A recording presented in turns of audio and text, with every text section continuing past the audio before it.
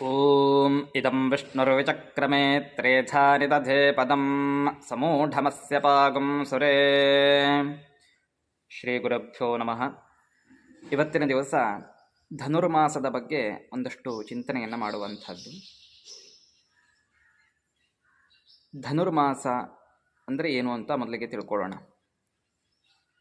ಧನುರ್ಮಾಸ ಇದು ರವಿಯ ಸ್ಥಾನ ಬದಲಾವಣೆಯಿಂದ ಉಂಟಾಗ್ತದೆ. ವೃಶ್ಚಿಕದಲ್ಲಿರುವಂತಹ ರವಿ ಧನುರಾಶಿಗೆ ಯಾವಾಗ ಪ್ರವೇಶ ಮಾಡ್ತಾನೋ ಆ ಕಾಲವನ್ನು, ಆ ಗಳಿಗೆಯನ್ನು ಧನುರ್ಮಾಸ ಅಂತ ಕರೀತಾರೆ. ಧನುರ್ಮಾಸ ವಿಶೇಷವಾಗಿ ಚಳಿಗಾಲದಲ್ಲಿ ಇರುವಂತಹದ್ದು, ಅತ್ಯಂತ ಚಳಿ ಇರುವಂತಹ ಕಾಲ. ಧನುರ್ಮಾಸದ ಅಧಿದೇವತೆ ಮಹಾವಿಷ್ಣು. ವಿಶೇಷವಾಗಿ ಧನುರ್ಮಾಸದಲ್ಲಿ ನಾವು ಮಹಾವಿಷ್ಣುವಿಗೆ, ಶ್ರೀಮನ್ನಾರಾಯಣನಿಗೆ ಪೂಜೆಯನ್ನು ಸಲ್ಲಿಸುವಂಥದ್ರಿಂದ ಅತ್ಯಂತ ಪುಣ್ಯಫಲವನ್ನು ಪಡೀಲಿಕ್ಕೆ ಆಗ್ತದೆ. ಬುಧಂ ನಾರಾಯಣಂ ವಿಂದ್ಯಾತ್ ಅನ್ನೋದಾಗಿ ಹೇಳ್ತಾರೆ. ಅಂದರೆ ನಾರಾಯಣನಿಗೆ ಬುಧವಾರ ಅತ್ಯಂತ ಪ್ರೀತಿಕರವಾದಂಥದ್ದು. ಹಾಗೆ ಮಹಾವಿಷ್ಣುವಿನ ಚಿಂತನೆಯನ್ನು ಬುಧನಿಂದ ಮಾಡ್ತಾರೆ. ವಿಶೇಷವಾಗಿ ಬುಧಗ್ರಹಕ್ಕೆ ಹೆಸರು ಧಾನ್ಯವನ್ನು, ಹೆಸರು ಬೇಳೆಯನ್ನು, ಹೆಸರು ಕಾಳು ಧಾನ್ಯವನ್ನು ಹೇಳಿದ್ದಾರೆ. ಆದ್ದರಿಂದ ಧನುರ್ಮಾಸದಲ್ಲಿ ಹೆಸರು ಬೇಳೆಯ ಹುಗ್ಗಿಯನ್ನು ಮಾಡಿ ದೇವರಿಗೆ ನೈವೇದ್ಯ ಕೊಡುವುದರಿಂದ ಮಹಾವಿಷ್ಣುವು ಪ್ರೀತಿಯನ್ನು ಹೊಂತಾನೆ. ನಂತರದಲ್ಲಿ ಬಂದಂತಹ ಭಕ್ತಾದಿಗಳಿಗೆ ಅದನ್ನು ಯಥಾಶಕ್ತಿಯಾಗಿ ಹಂಚುವಂತಹದ್ದು. ಅದರಿಂದ ಆ ಮಹಾವಿಷ್ಣುವು ಸಂಪ್ರೀತಿಯನ್ನು ಹೊಂತಾನೆ. ಹಾಗೆ ಧನುರ್ಮಾಸದಲ್ಲಿ ದಾನಗಳನ್ನು ಕೂಡ ಮಾಡುವಂತಹ ಪದ್ಧತಿ ಇದೆ. ನಮ್ಮ ಪಾಪ ಕರ್ಮಗಳನ್ನು ಕಳೆದುಕೊಳ್ಳಿಕ್ಕೋಸ್ಕರವಾಗಿ ದಾನಗಳನ್ನು ಮಾಡುವಂತಹದ್ದು. ಧನುರ್ಮಾಸದ ಪುಣ್ಯ ಪರ್ವದಲ್ಲಿ ವಿಶೇಷವಾಗಿ ದಶದಾನಗಳಾದಂಥ ಯಾವುದಾದರೂ ದಾನಗಳನ್ನು ಮಾಡಿಕೊಳ್ಳುವುದರಿಂದ ಪುಣ್ಯಫಲ ಅನ್ನೋದು ವೃದ್ಧಿಯಾಗ್ತದೆ ಅಂತ ಶಾಸ್ತ್ರ ಹೇಳ್ತದೆ. ಭೂದಾನ, ಗೋದಾನಗಳನ್ನು ಮಾಡುವಂಥವರು ಗೋದಾನಗಳನ್ನು ಮಾಡ್ಬೋದು. ಭೂಮಿಯನ್ನು ದಾನ ಮಾಡುವಂಥವರು ಭೂಮಿಯನ್ನು ದಾನ ಮಾಡುವಂತಹದ್ದು. ಸುವರ್ಣ, ಬಂಗಾರವನ್ನು ದಾನ ಮಾಡುವವರು ಬಂಗಾರವನ್ನು ದಾನ ಮಾಡುವಂತಹದ್ದು. ಅಂದರೆ ಅವರವರ ಆರ್ಥಿಕ ಸ್ಥಿತಿಯನ್ನು ನೋಡಿಕೊಂಡು ದಾನವನ್ನು ಮಾಡುವಂತಹದ್ದು. ಲವಣದಾನ ಇದೆ, ವಸ್ತ್ರದಾನ ಇದೆ, ಆಜ್ಯದಾನ ಇದೆ, ತಿಲದಾನ ಇದೆ, ಧಾನ್ಯಗಳ ದಾನ ಇದೆ. ಅಂದರೆ ಅವರವರ ಸಾಮರ್ಥ್ಯಕ್ಕೆ ತಕ್ಕಂತೆ ದಾನಗಳನ್ನು ಮಾಡುವಂತಹದ್ದು. ಏನು ಇಲ್ಲದೇ ಇದ್ದಂಥವರು ಭೂಮಿ ದಾನವನ್ನು ಮಾಡಲಿಕ್ಕೆ ಸಾಧ್ಯ ಇಲ್ಲ, ಗೋದಾನವನ್ನು ಮಾಡಲಿಕ್ಕೆ ಸಾಧ್ಯ ಇಲ್ಲ. ಅಂದರೆ ಅವರವರ ಸಂಪತ್ತುಗಳನ್ನು ನೋಡಿಕೊಂಡು ಅವರ ಜೀವನಾಂಶವನ್ನು ಇಟ್ಟುಕೊಂಡು ದಾನಾದಿಗಳನ್ನು ಮಾಡುವಂತಹದ್ದು.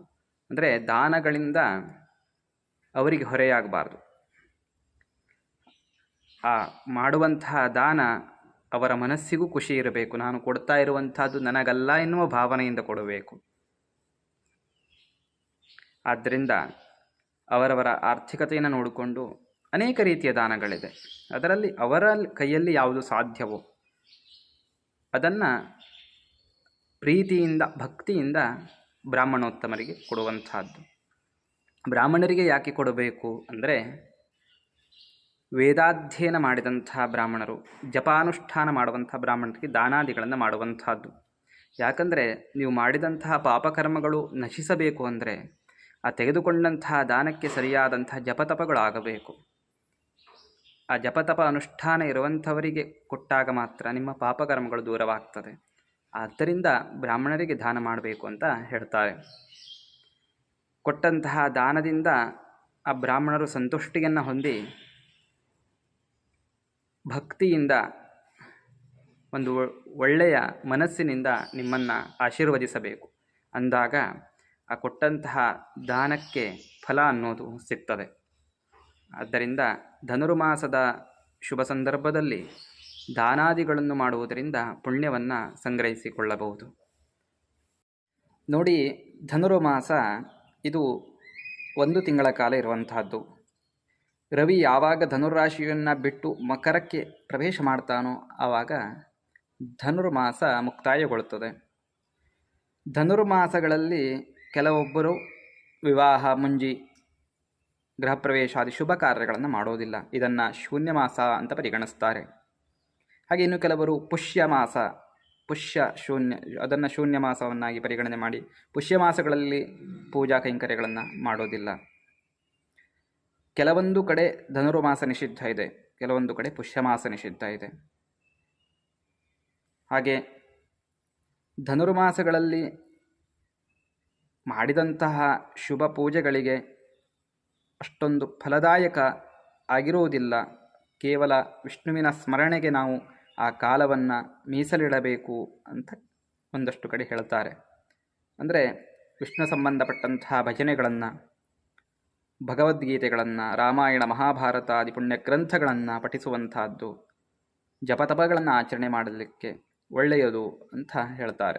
ಎಲ್ಲರೂ ಕೂಡ ಭಕ್ತಿಯಿಂದ ಶ್ರದ್ಧೆಯಿಂದ ಧನುರ್ಮಾಸದ ಆಚರಣೆಗಳನ್ನು ನಿಯಮಗಳನ್ನು ಪಾಲಿಸಿ ಎಲ್ಲರೂ ಕೂಡ ಆ ಮಹಾವಿಷ್ಣುವಿನ ಶ್ರೀಮನ್ನಾರಾಯಣನ ಅನುಗ್ರಹಕ್ಕೆ ಪಾತ್ರರಾಗಿ ಅಂತ ಹೇಳ್ತಾ ಇವತ್ತಿನ ಒಂದೆರಡು ಚಿಂತನೆಗಳನ್ನು ಮುಗಿಸೋಣ.